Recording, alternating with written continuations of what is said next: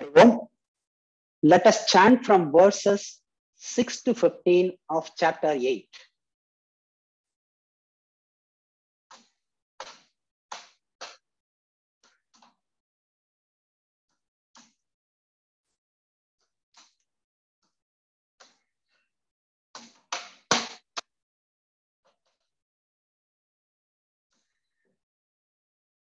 Yam yam vapi smaran bhavam त्यजत्यन्ते कलेवरम् तं तमेवैति कौन्तेय सदा तद्भावभावितः तस्मात् सर्वेषु कालेषु मामनुस्मर युध्य च मय्यर्पितमनो बुद्धिः मामे वैश्यस्य संशयः अभ्यासयोगयुक्तेन चेतसा नान्यगामिना परमं पुरुषं दिव्यं याति पार्थानुचिन्तयन् कविं पुराणमनुशासितारम् अनोरणीयां समनुस्मरेद्यः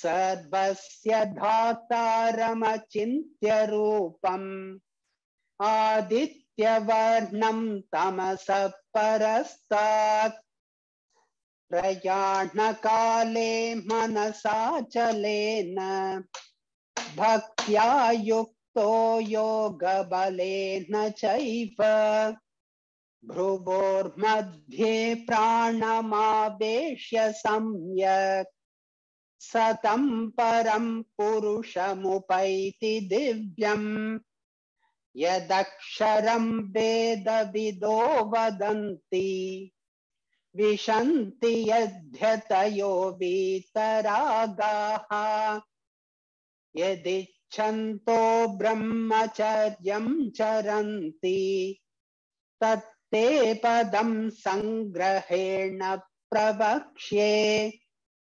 सर्वद्वाराणि संयम्य मनोहृदि निरुध्य च मूर्ध्याधायात्मनः प्राणम् आस्थितो योगधारणाम् ओमित्येकाक्षरं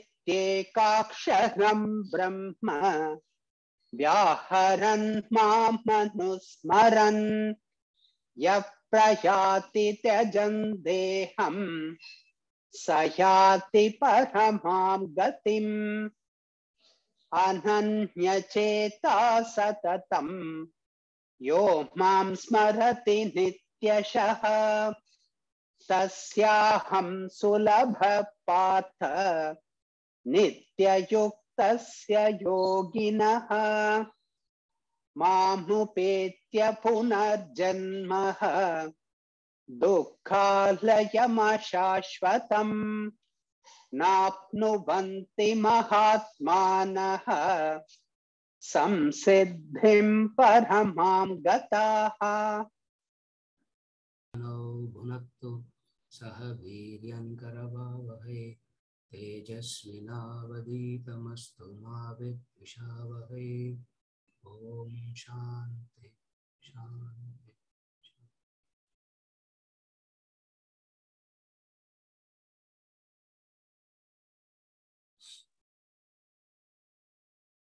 We'll take up a few clarifications and then we'll move on to the text. I have two things to say. First is to check the understanding. With reference to verse 7. The verse 7 says, remember me at all times. So I want to check the understanding. Remember me at all times at the level of action means doing obligatory duties, playing the role by remembering original identity without kartritva. At the level of mind, fixation on the self and no more wandering. And at the level of intellect, ever alert to notice the slip and educate the mind periodically till the distracting emotions die away. Yes, correct. She's just asking for clarification whether she understood this verse rightly.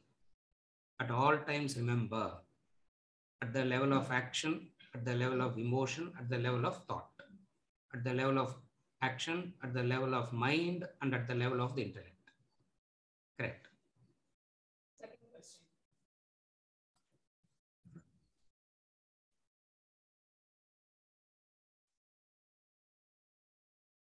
Again, reference to verse 7.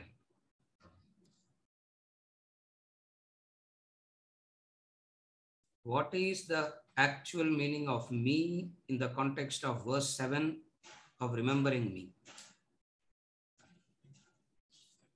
And for the purpose of anchoring at the current level, what understanding and knowledge of me will help me to understand me? What she's asking is,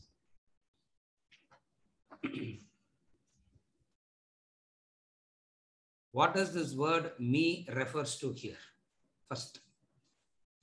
And then for the purpose of practices, how does one understand that me? Actually, there are not two questions, there's only one question. If you understand what that me is, that's what you have to anchor upon. So, what is this me in verse number 7 that we concluded talks about? At all times, remember me.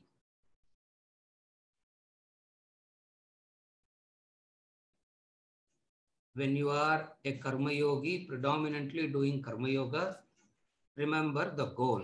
Remembering me here refers to the goal. If you are in the path of bhakti yoga, remembering me equals the deity that you are using. The deity that you are, the idol that you are using to remind yourself of the ideal. Able to follow? In karma yoga, me equals the goal. In bhakti yoga, me equals the idol that you are using to remind yourself of the ideal. That is in the context of bhakti yoga. In the context of jnana yoga, me equals the self. Are you able to follow? All these three are not different. All these three are one and the same. They are not different. Depends on the particular practitioner. Predominantly, they will use one. They will follow? It depends on the practitioner. Practitioner means the sadhak. Supposing if he is a predominantly bhakti yogi, devoted person, that person will not understand what self is. Very difficult for that person to associate with self. Therefore, does that mean that person cannot evolve spiritually at all? No, no. That person is given the path of idol. It is said, take up an idol. And when you take up an idol, minimum knowledge that you should have is what? The idol represents the ideal. Are you able to follow? Ideal and goal are both are same. That is in the context of bhakti yoga I am talking about. Follow what I am saying. In the context of bhakti yoga, the idol represents the ideal. What is the ideal? Seeing divine everywhere is the ideal. That is the goal. Now you cannot see God everywhere. So what you got to do first? Even though you got to have universal identification, where do you start? To increase your circle of identification, correct? Similarly, in bhakti yoga, you cannot straight away see universal. Straight away you cannot see divine everywhere. It doesn't work like that. Therefore, what do? You use one idol. Can be Krishna, can be Rama, can be Ganesha, can be Christ, can be Allah, doesn't matter. You use an idol. And that idol helps you to remember the divine. Are you able to follow? Wherever you see the idol, it reminds you of the divine. So me here in the context of bhakti yoga refers to the what? The idol that is helping you to remember the ideal. If you can straight away remember the ideal, there is no karma, there is no bhakti, there is no jnana. You have reached a contemplative state. Are you able to follow? If you don't need any of these, you have reached a very high evolutionary contemplative state. Since In chapter 8, he is talking about a person who has not reached there. He is talking about remember me. The question is, what does me here? What does me refer to?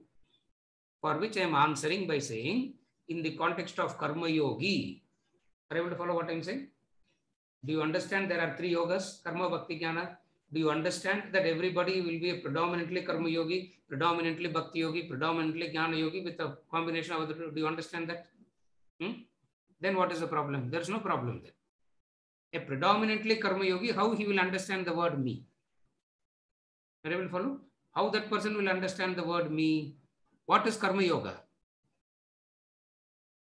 What is Karma Yoga? Karma Yoga is acting for the sake of the higher, acting for the sake of a higher ideal, sacrificing your raga dvesha. Are you able to follow? That is Karma Yoga. When you sacrifice your raga dvesha, kartrutva and all goes out automatically. So what is Karma Yoga? Karma Yoga is working for a higher cause. When you are working for a higher cause, you sacrifice your likes and dislikes. Then you are practicing Karma Yoga. So what is remember me? Any action of yours you are checking. Is it driven by the ideal or is it driven by raga dvesha? Are you able to follow? If you are checking whether it is driven by raga dvesha or the goal, then you are practicing Karma Yoga. So me here refers to what? Me here refers to the goal. Now comes Bhakti Yogi. Forget Karma Yogi now. There's another category, Bhakti Yogi. Who's a Bhakti Yogi? Who's a practitioner of, who can be called as a Bhakta? A person who wants to, Karma Yogi means a person who can see divine through action. Karma Yogi, Bhakti Yogi means a person who can see divine through emotion. Jnana Yogi means a person who can see divine through understanding. All 3 are working for what? All 3 are working for what? To see the divine. Instruments differ. So me here refers to the divine. Using different instruments according to your nature. That's what remember me at all times and fight. They will follow? Freeing oneself of raga dvesha is the goal for Karma Yoga. Karma Yoga is a higher goal. You fix up a higher goal. Freeing from raga dvesha is not a higher goal. You fix a higher goal first. When you are working for the higher goal, raga dvesha comes and interferes. You don't fix getting rid of raga dvesha as the goal. You cannot do that. You can only fix up a higher goal. When you fix up a higher goal, whenever your raga dvesha comes and interferes, you say no to that interference. Are you able to follow? You have to have a higher goal. That is Karma Yoga. In chapter 3, we saw that very clearly when we did verse number 30. Karma Yoga, the starting point of Karma Yoga is a higher goal. Whatever be that goal is, we are not worried about what is that goal. He has a goal, a higher goal. So yeah. Now comes Bhakti Yogi. Who's a Bhakti Yogi? A person who is predominantly emotional by nature. So that's why you should remember, that's why we study Vedanta treatise again and again and again. We come back to all this. Why? Because in the spiritual courses, we saw who is a Bhakti Yogi, who's a Karma Yogi, who's a Jnana Yogi. All those definitions we have read a lot. You should remember all that in a flash when we are using those words. Then it will not be a confusion. Are you able to follow? Who is a Bhakti Yogi? A Bhakti Yogi is one who sees, who wants to look at, who wants to see divine, and the instrument that he uses is the emotion, the mind. And who is a Jnana Yogi? A Jnana Yogi is one who uses the intellect to see the divine. So remember me, he is addressing universally all the spiritual practitioners, he is addressing universally and saying remember me. Are you able to follow? So what is Karma Yoga? Working for a higher goal. When you work for a higher goal, what happens? Raga dvesha comes and interferes. You say no to what? You say no to what? Most of the time in the class we will say no to Raga Dvesha. Outside the class we will say yes to Raga Dvesha. In the classroom the answer is no. Outside the classroom the answer is yes. Why? We fall for the Raga Dvesha. Vivekananda puts it very beautifully. There are only two categories of people, he says. All human beings are only two categories. First category 99%. Second category 1%. And what is the first category? Okay, what is that 1%? 1% is those who can lift themselves up for the sake of the ideal. That is 1% category. The other 99% belongs to the second category. What do? They bring the ideals down. They bring the ideals down. Very beautifully he says. They bring the ideal down. What makes them to bring the ideals down? Likes and dislikes. Oh, it is not so convenient. It is very painful. It is not pleasant.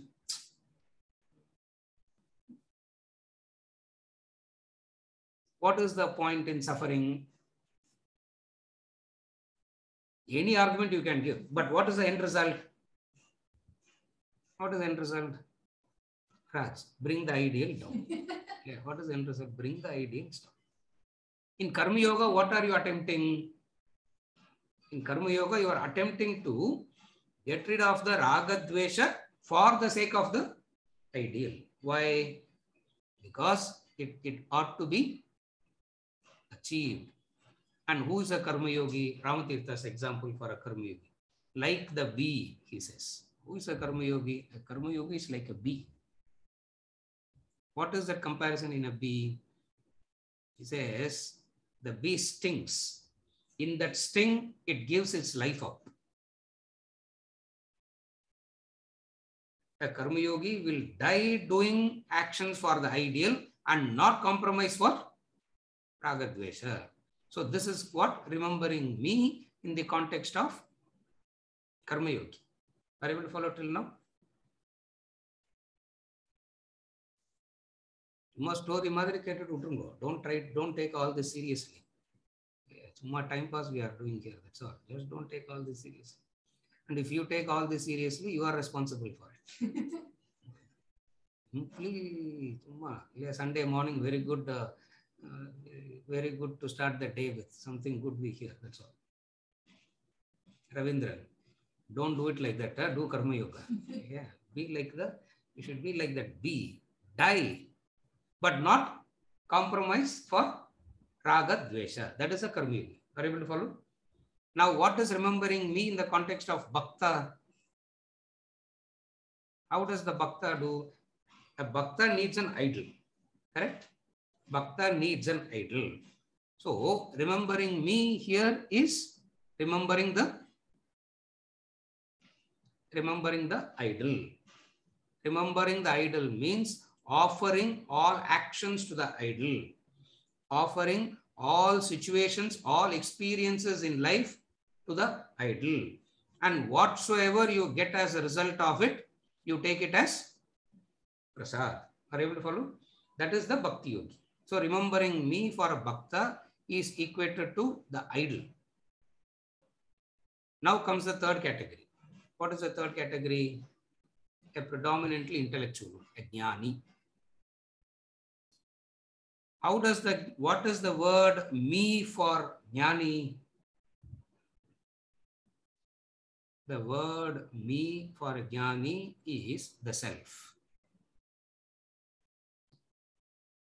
The self, the nirguna Brahman. Brahman without any attributes, qualities. God in the nirguna form.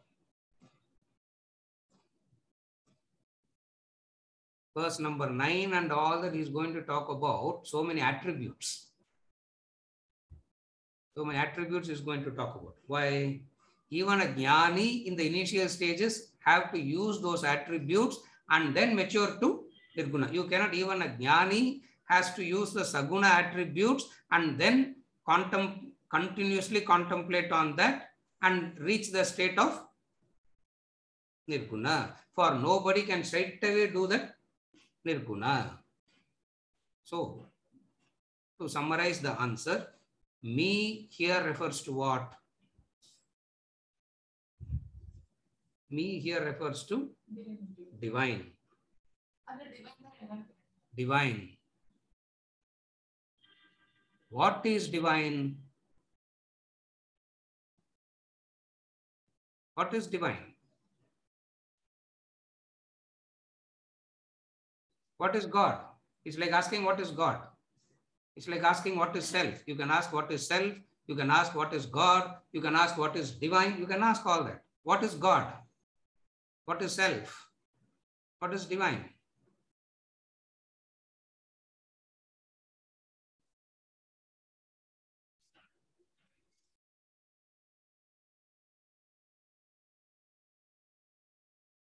That which cannot be described.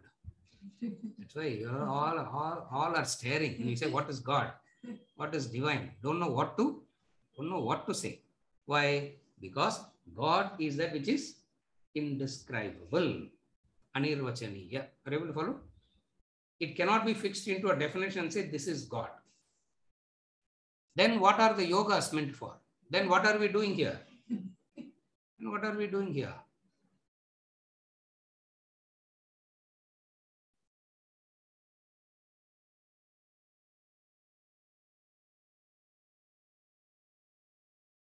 Step number 1, we are trying to recognize that there is the divine.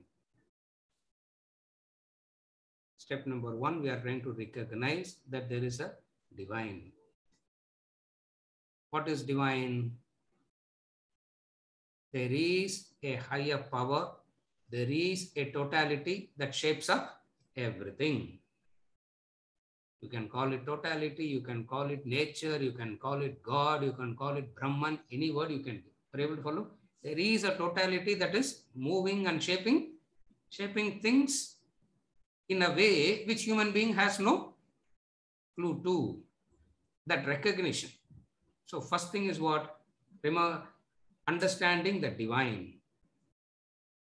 Understanding the divine will result in wonderment, ascharya. And that ascharya will further develop into a mumukshatva. So what are we doing here? That ascharya will develop into a mumukshatva. What is mumukshatva?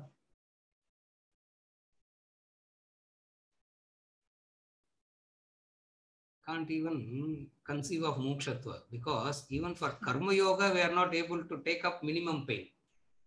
How can we give up everything for the sake of the divine that cannot be perceived, felt or understood?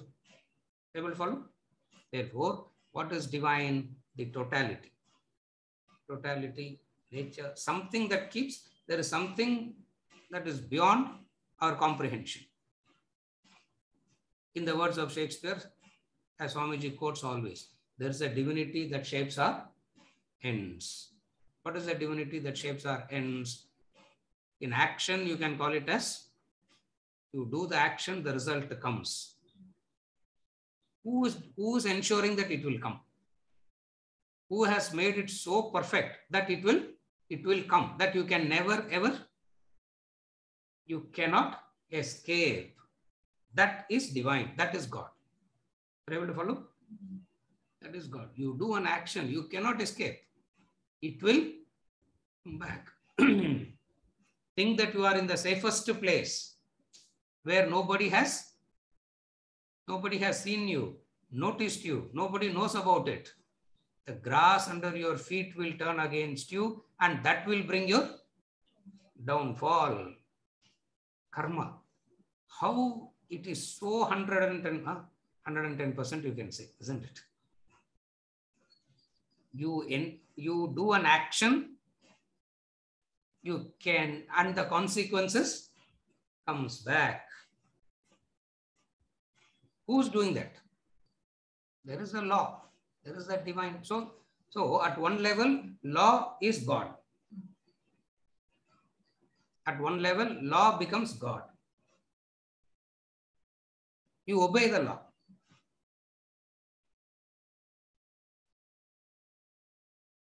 And what is meant by obedience to the law? Sticking to the law is obedience to the law, not prostrating to the law book. You can't keep a law book and prostrate to that and say, I'm very obedient. Obedient to the law means obeying it, following it. Are you able to follow? So at one level, divine becomes the law.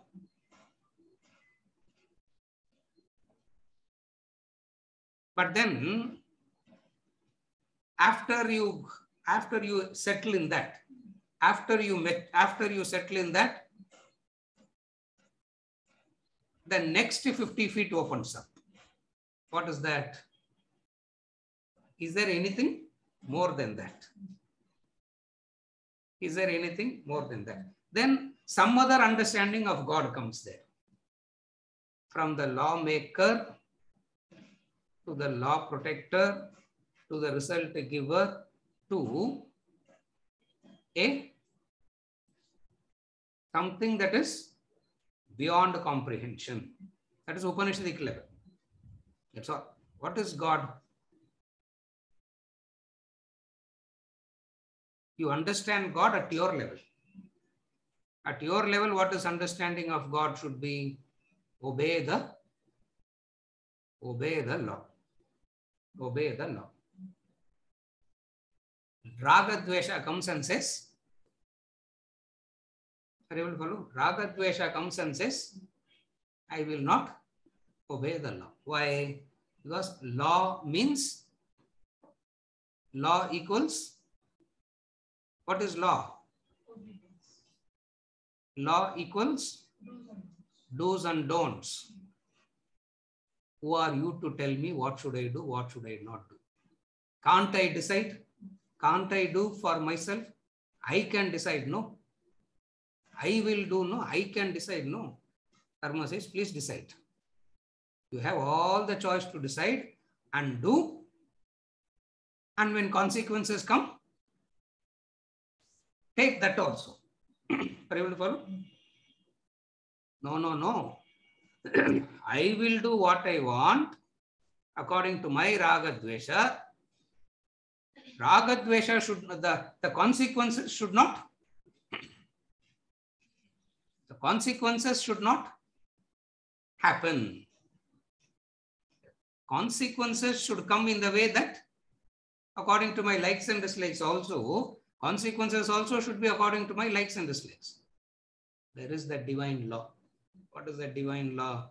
You violate the law, you pay the price. You obey the law, you are protected by the law. So at all practical levels, if anybody wants to understand what is God, I would say forget about idol, forget about this, forget about all that. Remember, God equals law. Respecting God is respecting the law. Obedience to God is obedience to the law.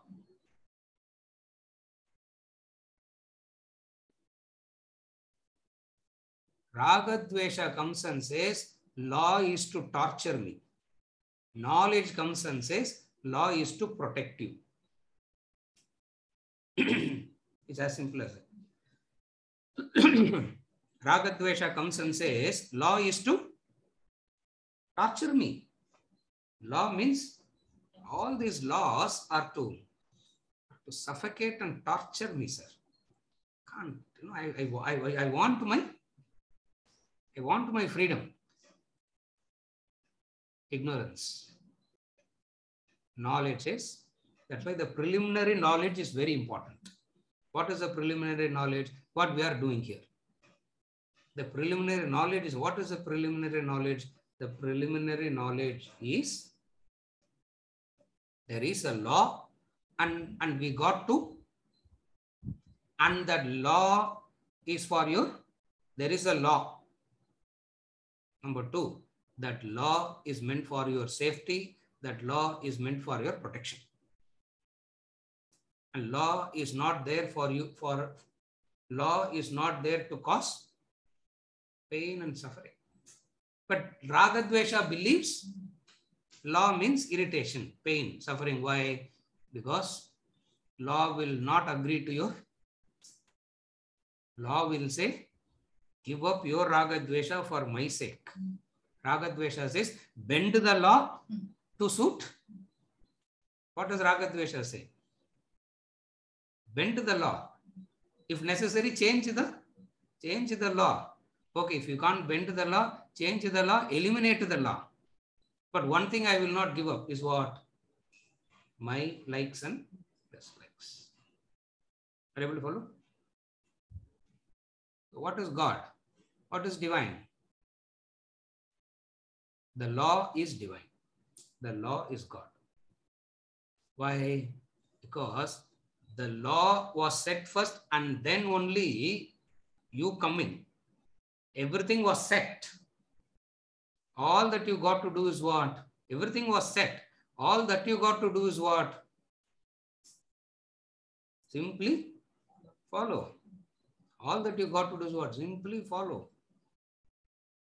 A body is given to you. All that you got to do is what? Exercise. That's all you got to do. No, sir. Adu kuda. Are you able to follow? Even that I can. Because I don't. Exercising is working on the muscles. Exercising means you work on the muscles. And when you work on the muscles, muscles will say, what does muscles say? Paining. Paining. Oh my God, it's paining. Leave it. Don't do anything. The law. All the protection is made and then you came in. For that, you are remaining grateful. So, law is divine, gratitude is divine. First I said divine equals law. Now we are going one step deeper. Divine equals gratitude. Why? Because everything was set already, isn't it? It's not that, like Swamiji gives an example. No, it's not that you have to come out and then order for mother's milk, isn't it? As the body is preparing to come out, the food is ready. The food is ready, isn't it? Gratitude. Gratitude. So, second, what is divine? Gratitude. Okay. Now combine both. Gratefully obeying the law is divine. That's all. And that gives you a mental maturity. And that gives you a mental maturity. With that mental maturity, you can penetrate something deeper into life. And that maturity with which you penetrate deeper into life, you understand what? Aham Brahmasmi. Our aim here is to get to that level. Our aim here is to get to that level only. We are all aiming. In order to get there, simply saying I want to get there doesn't make any sense. Unless I'm willing to do what I got to do to get there. So what is it that I got to do? Gratefully obey the law. Is it okay? Yes. சரியா?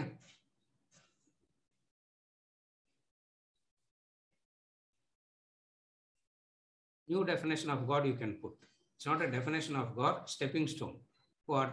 Divine equals divine, God equals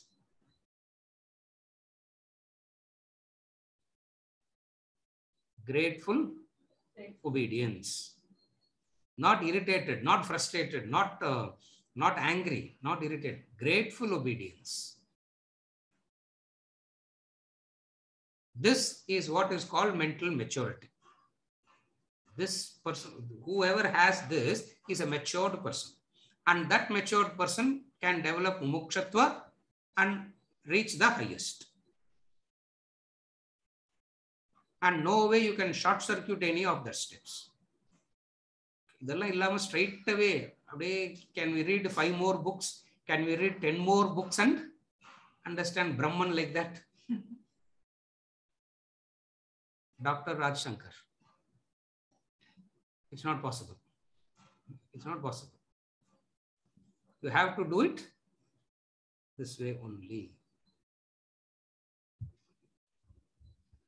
சரியா? Yes, Venkat.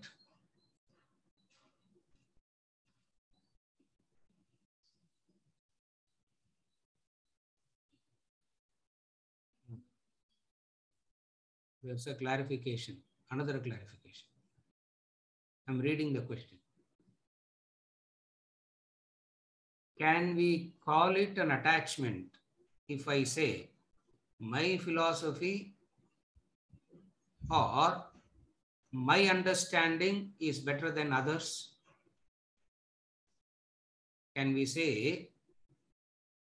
my philosophy or my understanding is better than others? Can we call it an attachment?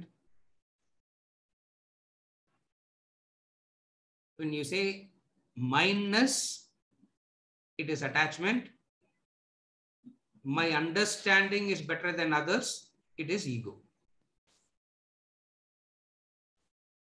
When we say my philosophy, my God, my guru, my this is attachment. My understanding is better than others is ego. That is answering the first clarification. The second clarification. Thinking of detachment, am I expected? Thinking of detachment, am I expected to accept any wrongdoing, mundane doing, those not following our Shastra? Example, allopathy. She herself decided allopathy is against the Shastra. Yeah, she's the classic. She decided that allopathy is against Shastra. You said we should take corrective action if our role demands without getting agitated about it. What she's saying is, if others are making a mistake, that's all she's saying. Should I take corrective action if my role demands without getting agitated about it? And what are they doing? They are doing actions which is against the Shastras. Example, allopathy.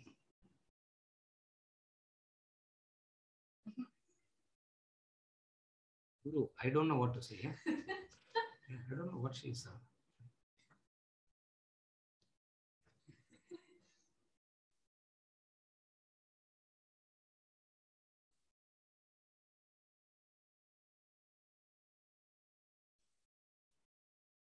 No role demands you to correct.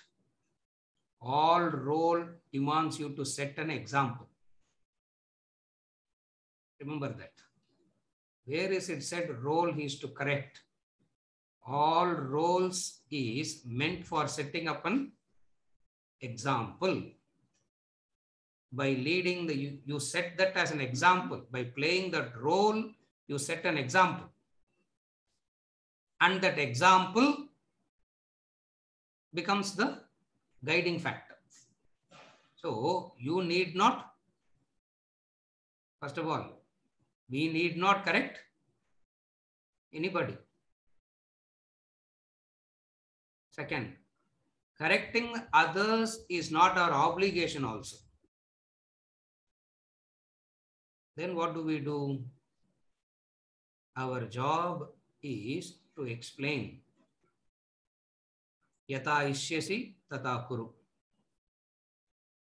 Krishna in the Bhagavad Gita, he never attempted to correct Arjuna. He said, after saying everything at the end of the 18th chapter, what does he say?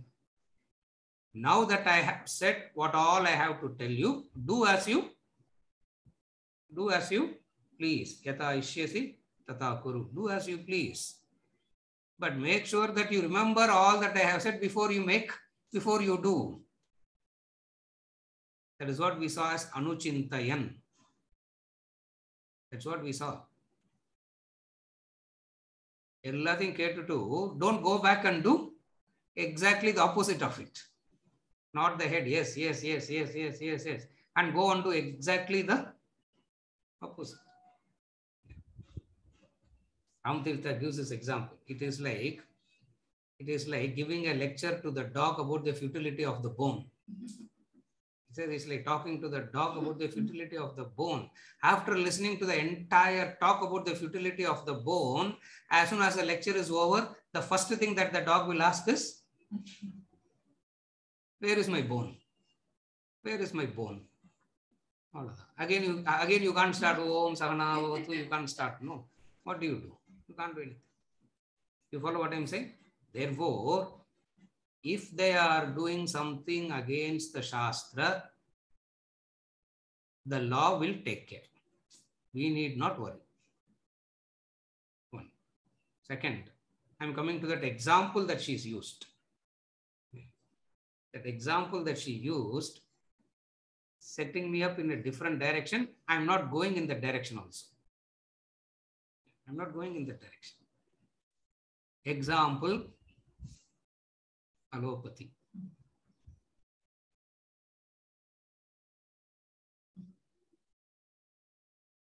Ingratitude, this is ingratitude. There is a system that is helping to cure something. Instead of being grateful, I call it as Shastra Virodha. This is ingratitude. You follow? It's a system that is helping. How can we call it as Shastra? How can we call it as against the Shastra?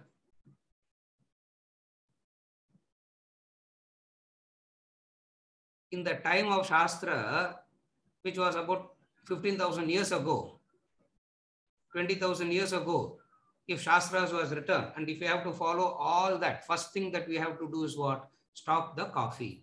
Because Shastra never said coffee. Again, in Shastra, there is no mention of train. Therefore, don't take train. The Shastra, there is no mention about air condition, Zoom. Zoom kuda they didn't mention. It means what? Shastra Virodhama. What are we talking? What are we talking here? A Shastra Virodha. What is Shastra Virodha? What is that is against it? You don't cause injury to another. Here is a system like allopathy or any system is trying to bring about a help. And then there is the divine law. What is the divine law? This is Maya. At the Maya level only we have to talk all this. What is the divine law at the Maya level? What you bring as a solution to one problem becomes a greater problem. In the cycle of life, you bring a solution. There is a problem.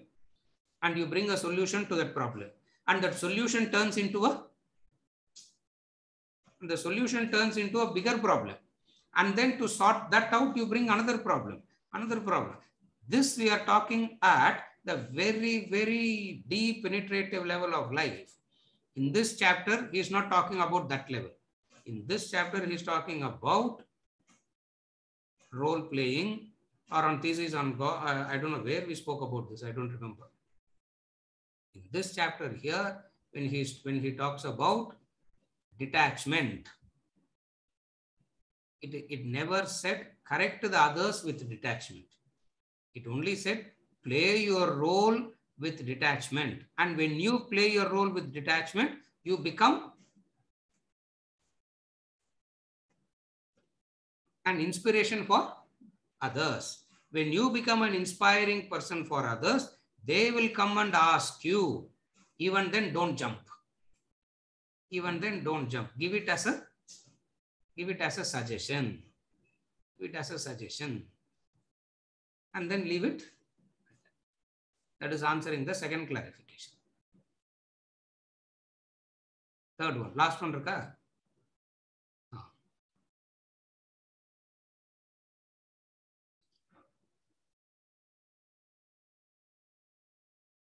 my role itself is questioned or resisted by others.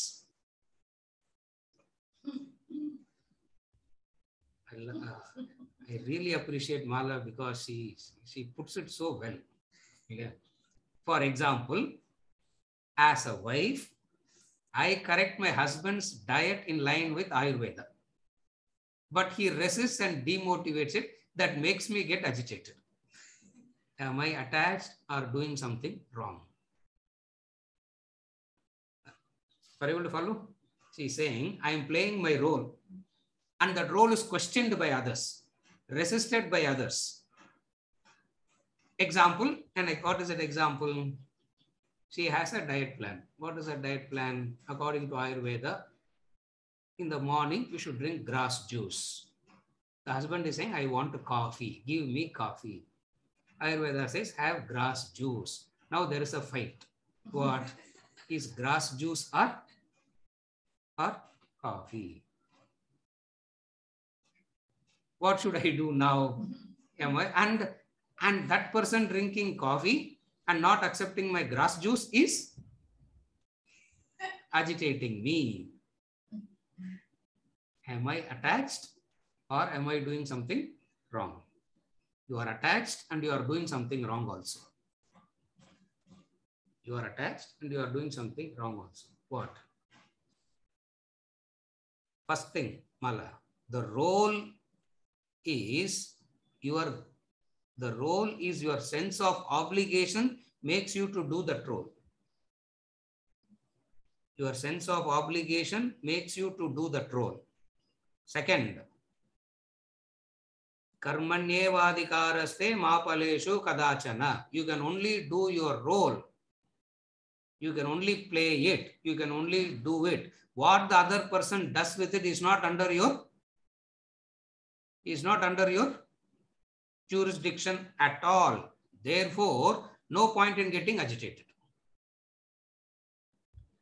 Playing the role and wanting the result to happen in the way that you want means you are not playing your role, you are attached to it. You got involved in your role. Are you able to follow? You play your role. And if it is agitating, it means you got involved in the role. Why? Because you are not doing it as role playing, you got involved in that. What is involvement? Result should happen in the way that I want. This is called involvement. Are you able to follow? What is involvement? I have done it, no? Therefore, result should happen in the way that I want. What is the reality of life? The law has already taught us. What is the reality of life? The law has taught us. Karmanyevadhikaraste mapaleshu kadachana. You do the action and that's it. The result is not in your hands. Doing is in your hands. So you only do it. What is it doing here means? According to you, Ayurvedic diet is very good. Correct. According to you, it is very good. Poor man. Give him his coffee. Yeah. Give him his coffee. Give him his tea. Why unnecessarily torture? Torture that man. This is attachment. This is attachment. Are you able to follow? It is all that you got to do is what? If you see something as meaningful, beneficial, you expose it. Are you able to follow? If you see something as meaningful, beneficial, you expose it to the other person. Expose it means you talk about it, you try to make that person understand that you got to do. We are not saying don't do that. That you got to do. After doing all this, what you should remember?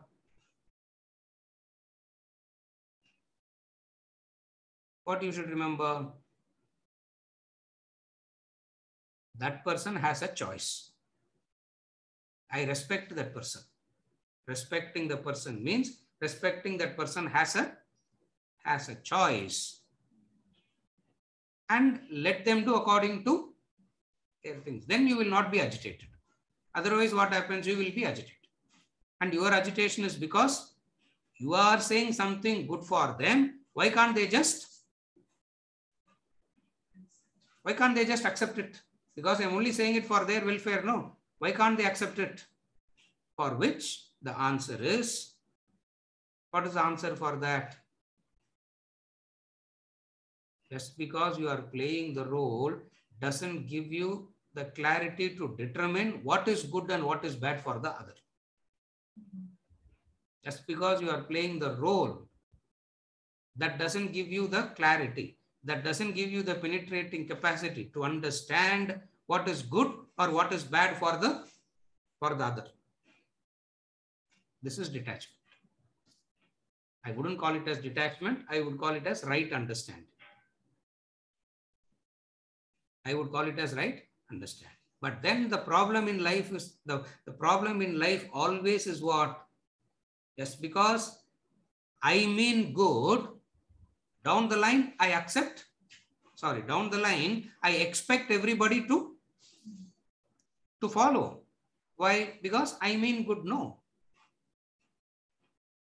You are purely looking at life one-sided, from your angle only, as though you alone exist. Are you able to follow where ego comes in here?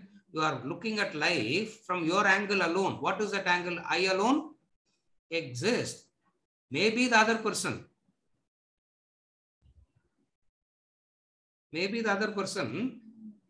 has a different understanding about it. That doesn't make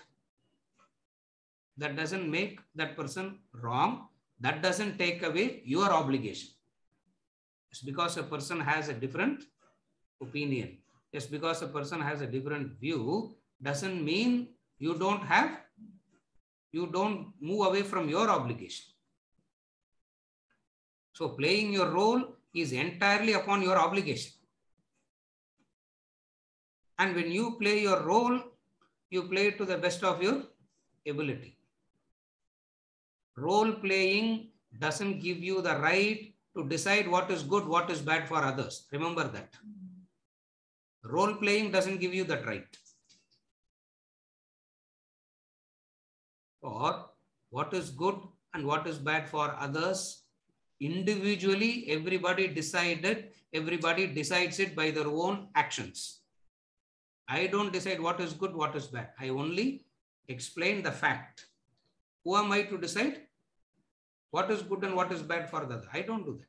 But then in role playing, the biggest problem is everybody starts deciding what is good, what is bad for the other. Why? Because as a mother, I know no, sir. As a father, I know no. As a husband, I know. As a wife, I know. As children, I know. When can a human being ever say, I don't know? They cannot. No human being can say that. Why? Because they know. Are you able to follow? Just because I mean good, my intentions are good, I am interested in the welfare of everybody, doesn't give me the right to determine what is good and what is bad. For what is good and what is bad is determined by the Shastra. Number two, what is good and what is bad will be determined by that person's association with the Shastra, not you. Are you able to follow? What is good and what is bad is determined by the Shastra, number one. Number two, it is determined by your association with the association with the Shastra means how much of Sravana you have done, how much of Manana you have done, how much of understanding you have developed. Based on all that, that person will lead life according to that. All that you got to do is what? You play your role because that's what you ought to do. When you wish the welfare as a parent, when you wish the welfare as the spouse or the partner, what is it that you are supposed to do? Whatever you feel as beneficial to the other, you expose them. You follow? You expose it to them. And then you cannot expect them to agree to it or disagree with it. You expose it. After exposing, what is the stance that you have to take? What is the stance that you have to take? Yata ishyasi, tata kuru. Do as you wish. In the play Julius Caesar, Mark Antony says that at the end, mischief thou art afoot, meaning I have done what ought to be done. Now let it take its own course. This is right understanding. I have done what I got to do, and let it take its own course. I will not be agitated there. I will not be agitated there. I will not be disturbed there. Why? Because I have done what I ought to do, and that's it. If I am agitated means I have stepped out of my boundary. What is the boundary? What is the boundary that I overstepped? I am saying it for your good. You should listen. And if you are not listening, I am getting agitated. This you should not. This you don't cross. This line you don't cross. Yes, Mala. Solunga. Are you okay? Sir, this I'm able to an extent understand, sir. And the role playing and attachment, confusion, sir. Meaning, I'll give another example. I mean, I'm just trying to understand where exactly I'm going wrong. I'm understanding the importance of it. I'm willing to correct it. But where exactly I'm going wrong, it's totally kind of confusing. I'll give you another example. I'm going to a shop. I want the person to give me the kira katte in a small bunch. He gives me it as a big bunch. And for me, it comes for 4 days. And by the time the 4th day I finish, it becomes very stale. I tell him that sell it as a small bunch. It's just an example only I'm saying.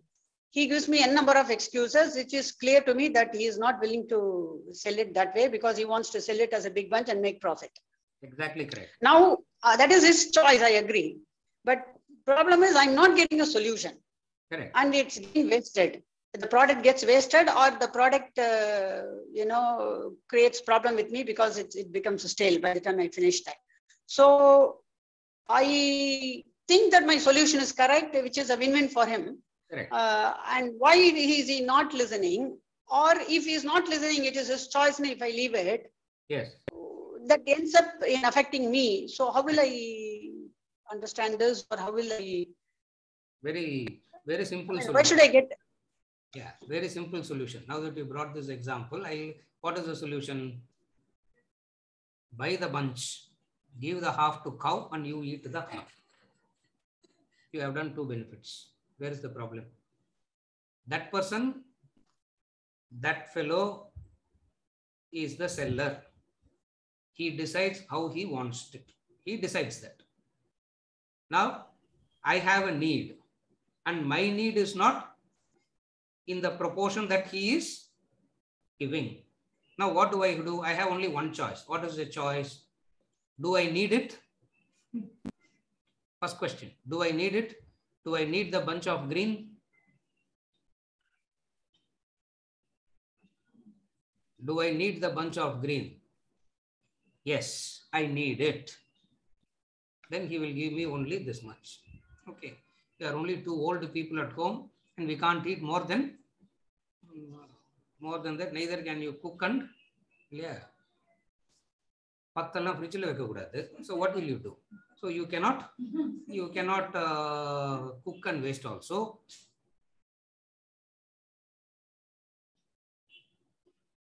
And it is getting wasted.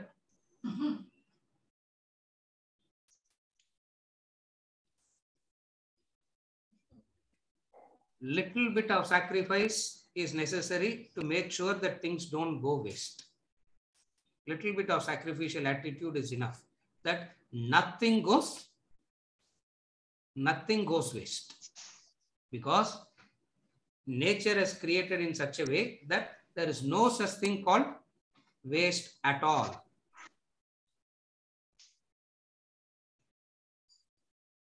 Even the dead body, you cannot call it as waste. Can you call the dead body as waste? You cannot call the dead body as waste. So in nature, there is no such thing as waste. In the case of a human being, what is needed is a little bit of sacrificial attitude so that I can make sure that things don't go waste. That's all. Keep this as a formula for everything. I'm giving you I'm not talking about the example, Mala. Because through the example, I'm telling you a concept. What is the concept? Little bit of sacrificial attitude is what is necessary so that things don't go waste at all. All that is needed is what? Little bit of sacrificial attitude, effort. Little bit of sacrificial attitude and effort.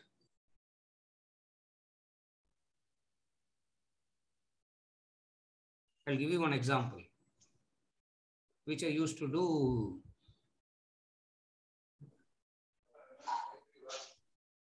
I was living in Mysore for a while. First time I went into Mysore, I didn't know the local language at all. Not a word of Kannada I knew. So, third day, we heard a fellow shouting. In Kannada, what do you call kirai for? Anybody? Anybody knows what kirai is called in Kannada?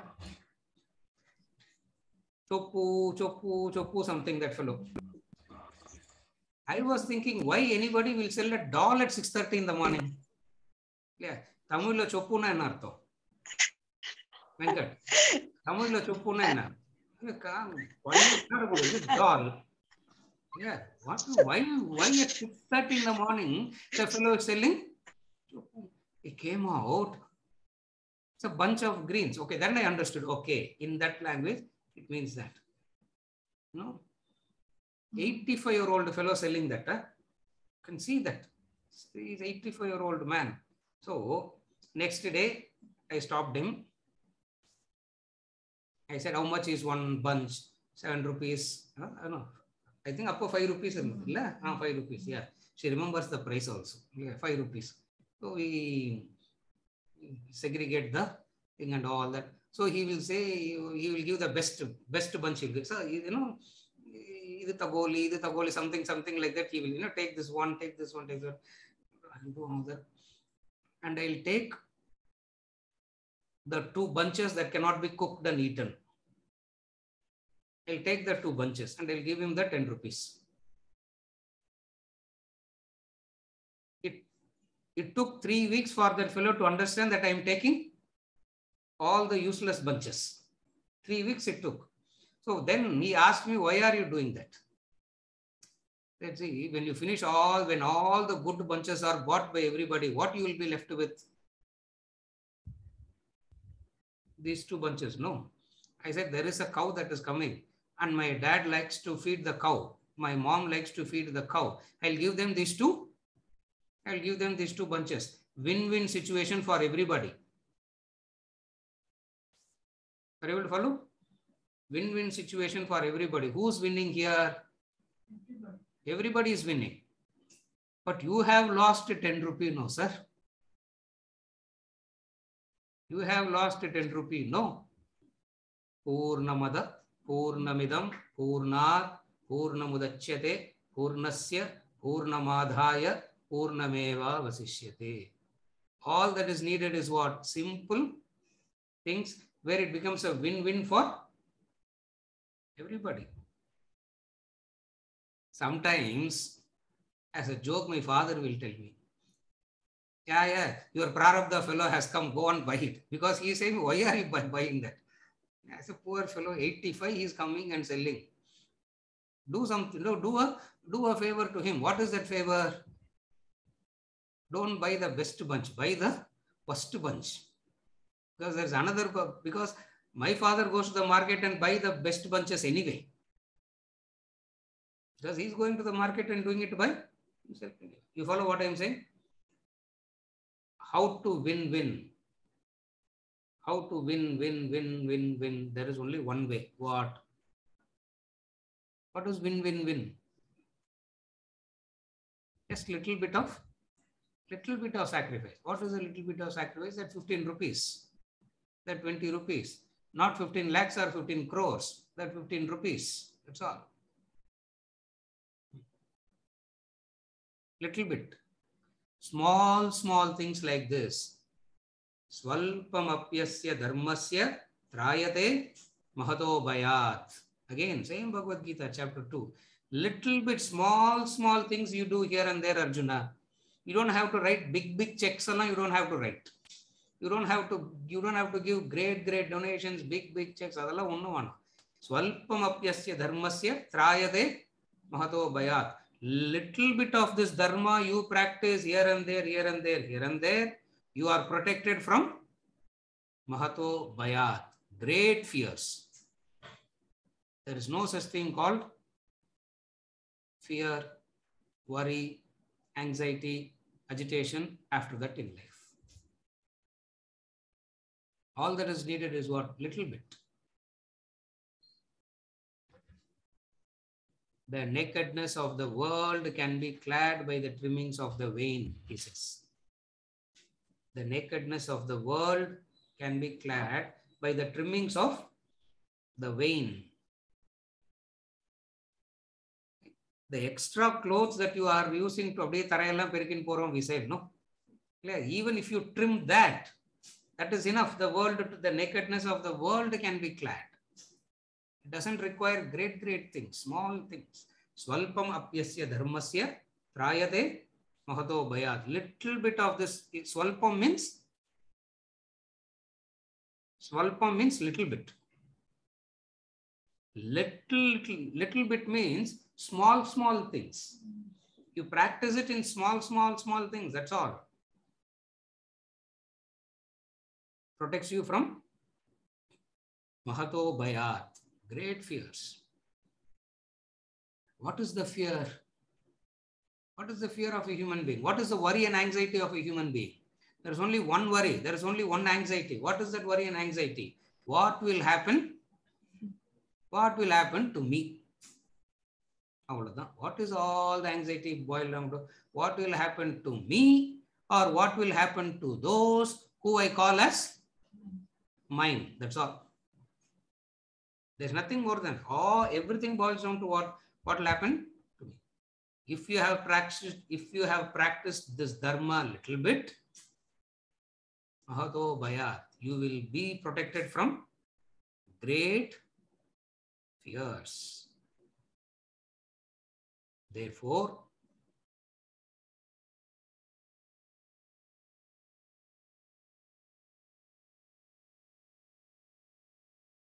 I don't know, win season.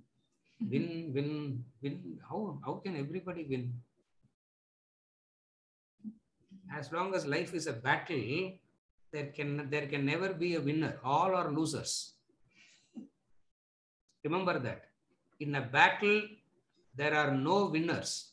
In a battle, everybody loses. Do you understand that? If you see life as a battle, all are losers. If you see life as Purnam, all are winners. And you see life as a battle and you want win. How can there be win? Everybody will be a loser. Why? Because you see life as a war. Because in a war, everybody loses. Even though it may look like there is a winner and then there is a loser. There are no winners. The Mahabharata war, 19th day. 18 days the war is over. 19th day, all are crying. If Dhritarashtra and Gandhari, the parents of bad children, were crying, why the virtuous people Pandava brothers were crying. Why is Draupadi crying? Why Kunti was crying? Everybody came to the same level. What is the same level?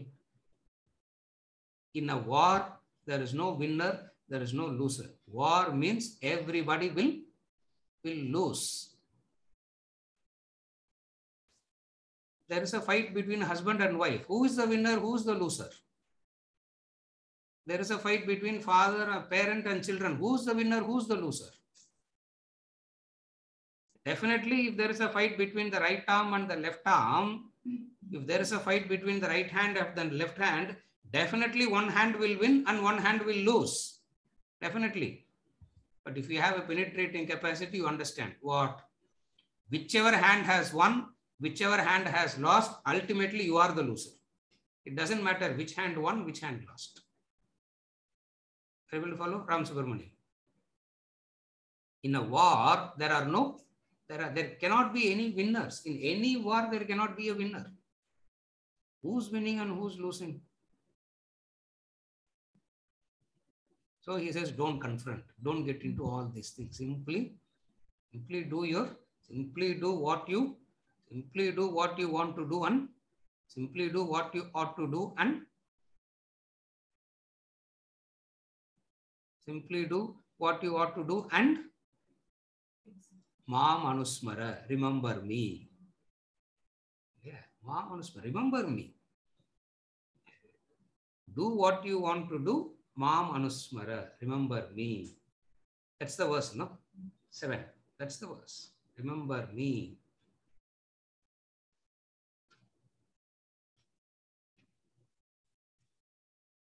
What is remembering me? Remembering the law. Remembering the law. Remembering how everything is set up for your welfare. Dharma kshetre kurukshetre. What was given to you as Dharma kshetra, you have turned into a Kurukshetra. When it came to you, it didn't come to you as Kurukshetra. It came to you as Dharma kshetra. That which came to you as Dharma kshetra, you have converted into a Kurukshetra. Having converted into a Kurukshetra, there is no winner, there is no, all have lost. Are you able to follow? See, there is a fight between the husband and the wife. Who's the winner? Who's the loser? Can you say somebody is the winner and somebody is the loser? You can say that, but how shallow it is. Because ultimately what is lost? Both have lost. Both are in agony, both are in pain, both are in suffering. Then who's the winner, who's the loser? When both are in pain and agony. Are you able to follow? Victorious means one person should celebrate, another person should be in pain and sorrow. Then it is victory. Both are in pain and agony and sorrow. Then who's the victor, who's the loser?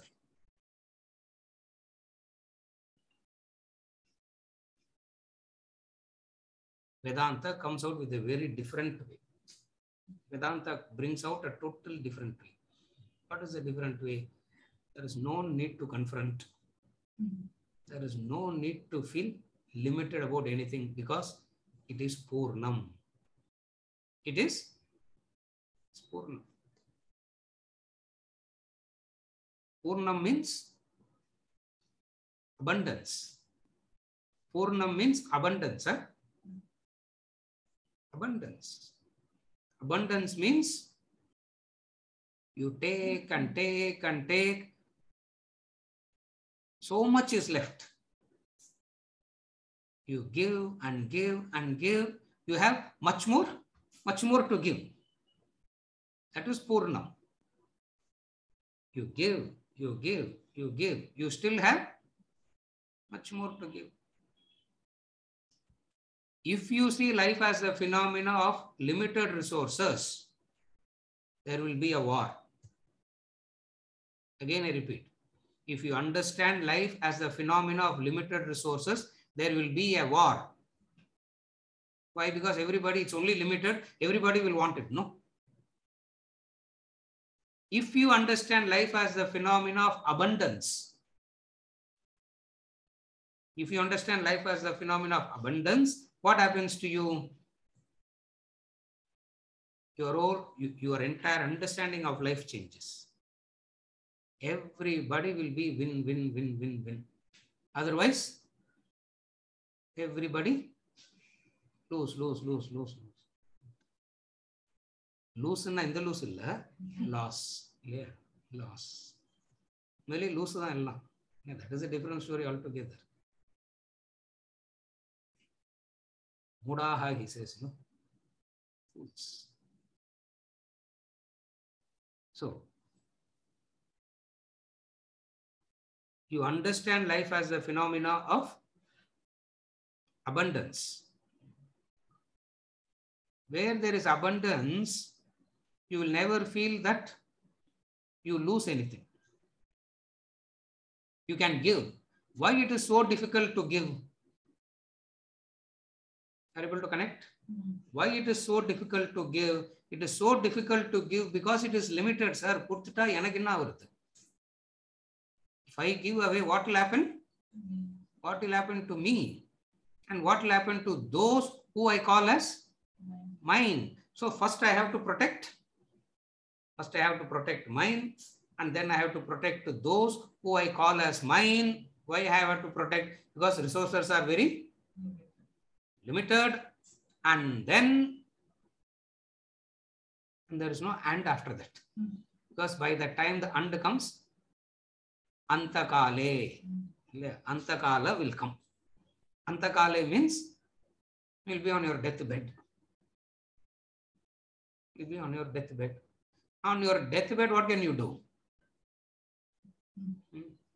Nothing can be done. Punaha api, punaha api. Again and again you go through the same cycle. Punarapi jananam, punarapi maranam, punarapi janani, jatareshen. You go through the same cycle again and again and again.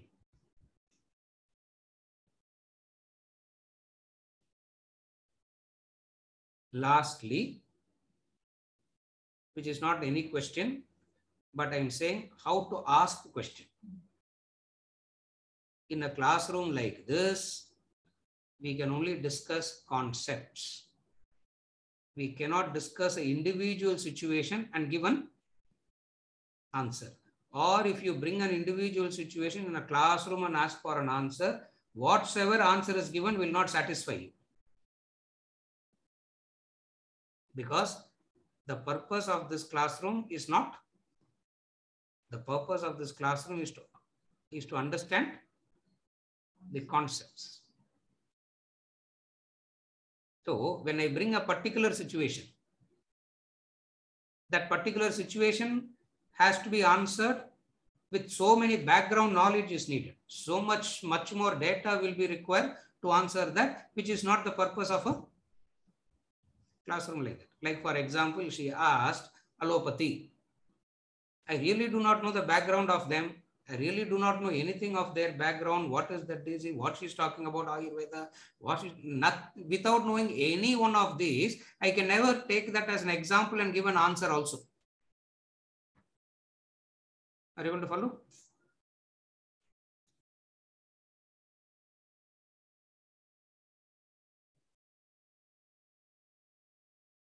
அது பேசுறவர் மேலேயும் கொஞ்சம் sympathy, isn't it? You should have some sympathy on the fellow who's speaking also. Why?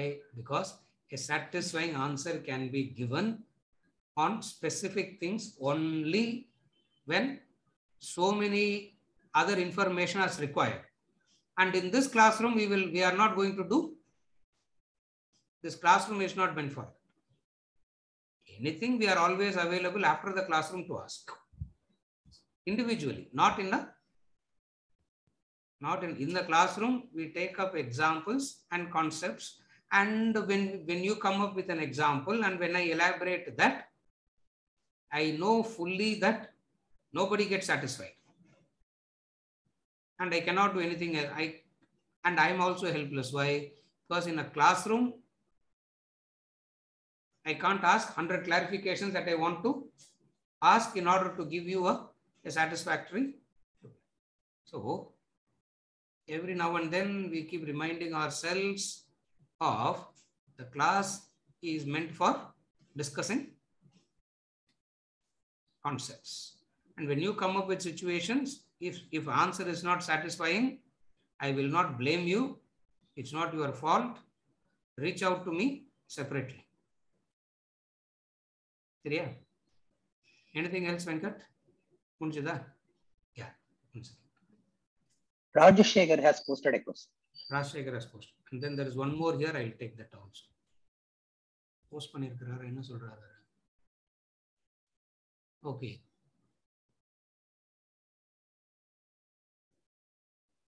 Okay. Now what she is saying is continuing with Mala. Rajashekar is continuing where Mala left. Where is he? Rajashekar. Relay race மாதிரி போகுது. அவங்க விட்டாங்கன்னா இல்லையா, அவங்க முடிச்சாங்க, இவர் பிடிச்சிக்கிட்டாரு. The same person might not have accepted the suggestions now, but after some period they can come and make complaints. You have not explained properly earlier and now I am in trouble because of you. What shall I do now? Right through your life you will be hearing these complaints. And I have heard these complaints about me. They will come and tell me you are at fault. They tell directly on my face. They say you should have told this. You should have what to do. It is being said. It's not that it is not being said. You just laugh it off and move away. You don't get agitated because of that also. Why? Rajashekar, they will come and complain. Why? Because when somebody is in pain, a person in pain, correct? A person is in pain.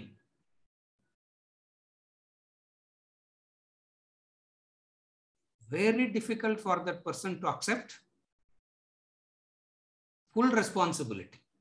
Everybody accepts partial responsibility. When I am in pain or when anybody is in pain, everybody can accept partial responsibility. Partial responsibility means what? Little bit I did, maximum you did. That is partial responsibility. What is partial responsibility? Correct, sir. I agree. Everybody makes, I also make mistakes, sir. But nale enna artham? Yeah. But then now we are discussing the proportion of mistakes. You did 95%, I did 5%. So now that you did 95%, then you don't talk. That is why you try avoiding this statement. I said so. That's all. You try avoiding that, not aggravate the pain. That's all you can do.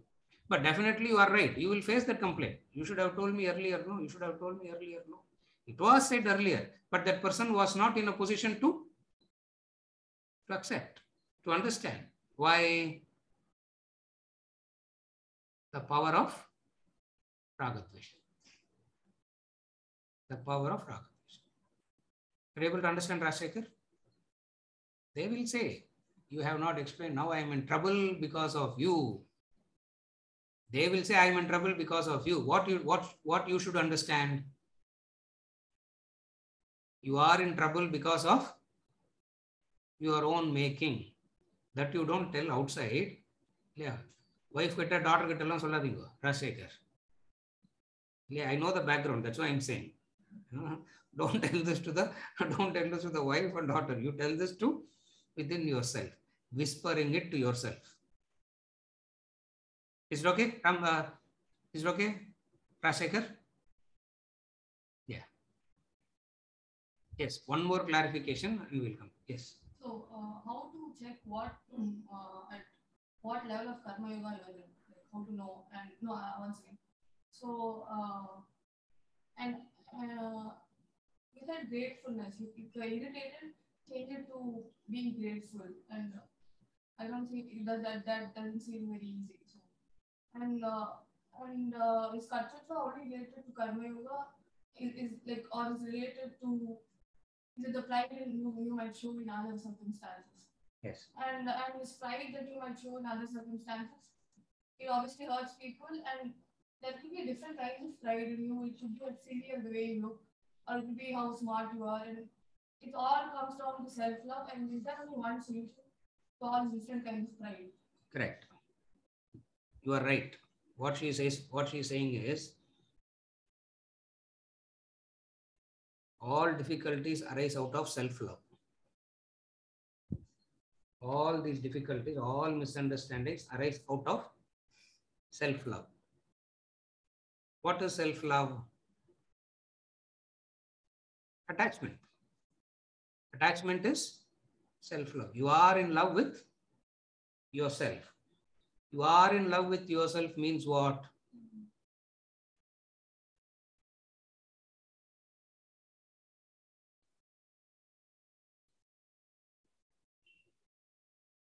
You are in love with yourself means what?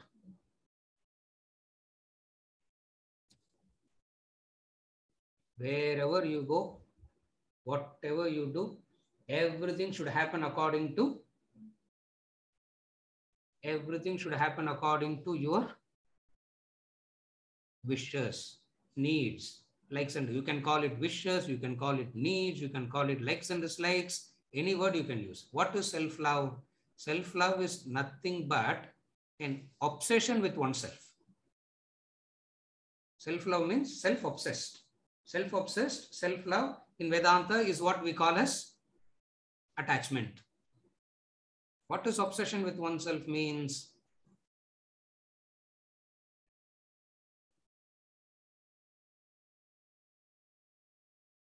The situations must be according to my liking. Everybody must act according to my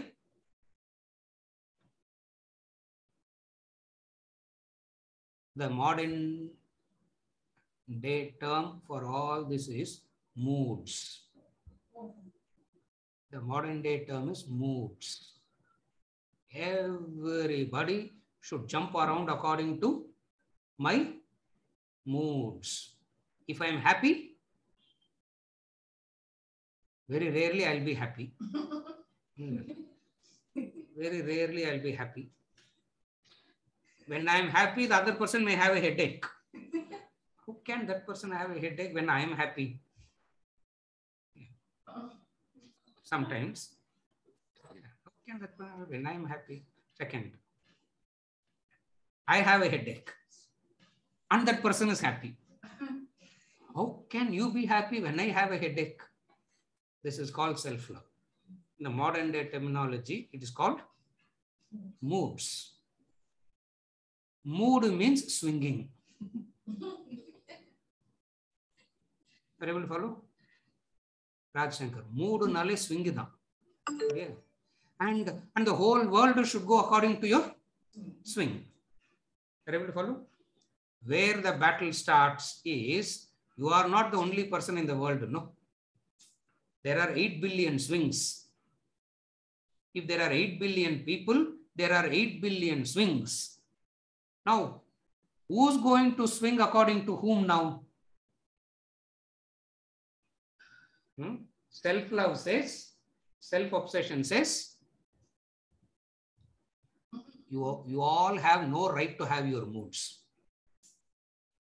You all, rest of the people around me don't have any right to have their moods. Only I am entitled to. Only I am entitled. This is how everybody is operating. Huh? Only I am entitled to my moods. And what others should do? Others should understand.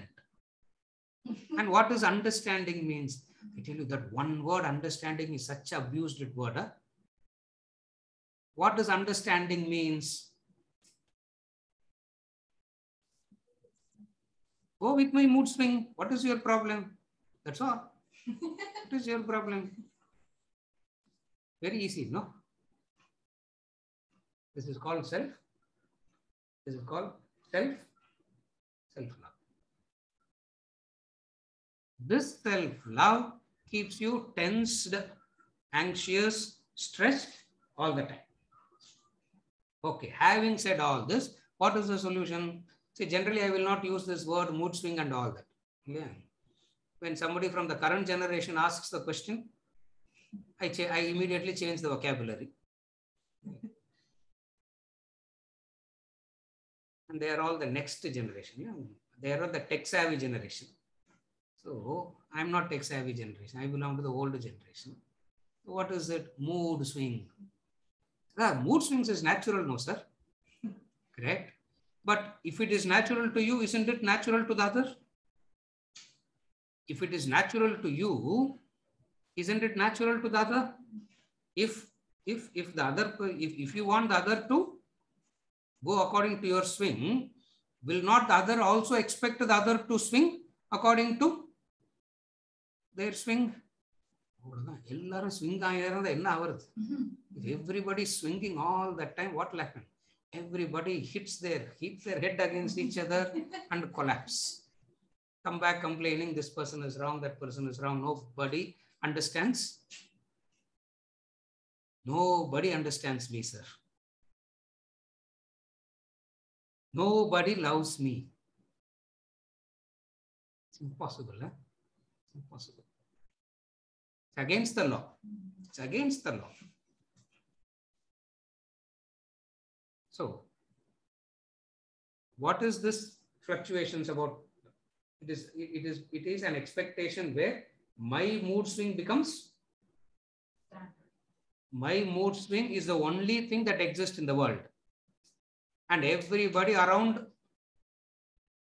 should not have their mood swings at all. Or they should swing according to my swinging.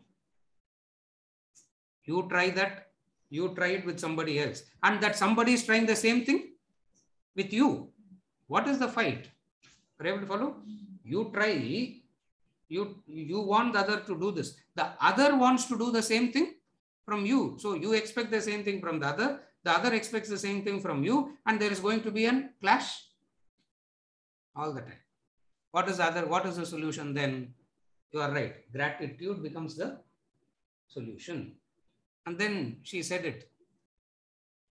Gratitude and all is very difficult. Yeah, she said, gratitude and all is very difficult. Correct. It is difficult. It is difficult. Comes through abhyasena tu kaunteya vairagyena tu guhyate. It comes by practice. It is difficult. Arjuna asked Krishna, all that you are saying is so difficult, Krishna. What do I do? Correct. He said, I am not saying it is easy. It is difficult. But you can get it. How? Abhyasena tu kaunteya vairagyena tu guhyate. By the constant practice, you get it. Follow? Yeah. Therefore, the clash is because of wherever I go, the attention is on me. That is called self-love. From a different angle, wherever I go, I can never take the attention out of me. And it is so entertaining to think about you all the time. Huh? So entertaining, so entertaining. It is like you looking at yourself at the mirror. You can never get tired of looking yourself at the mirror. You can look and look and look and still continue to look. This is called self. This is called self-love. What is attachment? Attachment is nothing but, in the modern day terminology, attachment means everything around should function according to my moods. The reality is, life accommodates everybody. Life accommodates everybody.